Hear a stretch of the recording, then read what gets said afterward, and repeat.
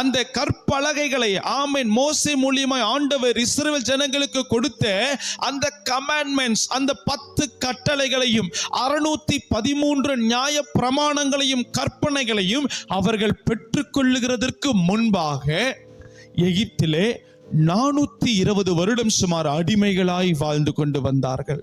ஹல்லேலூயா. அப்போ இந்த இடத்திலிருந்து என்ன தெரிகிறது? ஆண்டவருடைய கட்டளையையும் ஆண்டவருடைய வார்த்தையையும் பெற்றுக்கொள்ளாத ஒருவர் ஏதாகிலும் ஒரு காரியத்திலே அடிமைகளாய் இருப்பார்கள். ஒரு ஆமென் சொல்ல கேட்கலாம், ஒரு ஆமென் சொல்ல கேட்கலாம்.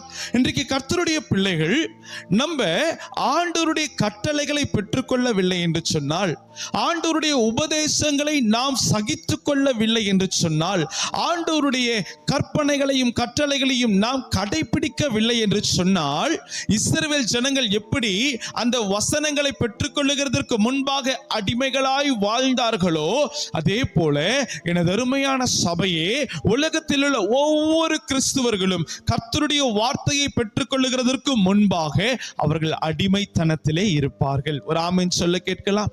அது எந்த அடிமைத்தனமாக வேணாலும் இருக்கலாம். ஆவிக்குரிய வாழ்க்கையிலே அடிமையாக கூட இருக்கலாம், ஆவிக்குரிய வாழ்க்கையிலே இருக்கிற சிறையிருப்பாகவும் இருக்கலாம், சரீர பிரகாரமான உலக பிரகாரமான ஒரு பாவம் என்கிற சிறையிருப்பாக வேண்டாலும் இருக்கலாம். ஹல்லேலூயா. அப்போ இஸ்ரவேல் ஜனங்கள் சுமார் 420 வருடங்கள் அவர்கள் அடிமைகளாய் இருந்தார்கள். அப்படி அடிமைகளாய் இருந்த இஸ்ரவேல் ஜனங்களுக்கு கர்த்தருடைய வார்த்தை மோசே மூலியமாய் திட்டமாய் வெளிப்பட்டது. அந்த வார்த்தை வெளிப்பட்டதுக்கு பிற்பாடு அவர்களுடைய வாழ்க்கையை நாம் கூர்ந்து கவனித்தோம் என்று சொன்னால், முதலாவது அடிமைகளாய் இருந்தவர்கள் இரண்டாவது கானான் தேசத்தை சுதந்தரித்துக் கொண்டார்கள். கரம் தட்டி கர்த்தருடைய நாமத்தை மகிமைப்படுத்துங்க. ஹல்லேலூயா. மோசே என்கிறதான தேவ மனிதர் அவர் மலையின் மேல் ஏறி ஆண்டவருடைய பிரமாணத்தை பெற்று தன்னுடைய ஜனங்களுக்கு கொடுக்கிறார். அப்படி அந்த வார்த்தையை பெற்றுக்கொண்டு ஜனங்களுக்கு கொடுக்கிறதுக்கு முன்பாக அவர்கள் யாராக இருந்தார்கள்? அடிமைகளாய் இருந்தார்கள். ஒரு ஆமென் சொல்ல கேட்கலாமா? ஆமென். கர்த்தருடைய வார்த்தை வருகிறதற்கு முன்பாக அவர்கள் அடிமைகள்.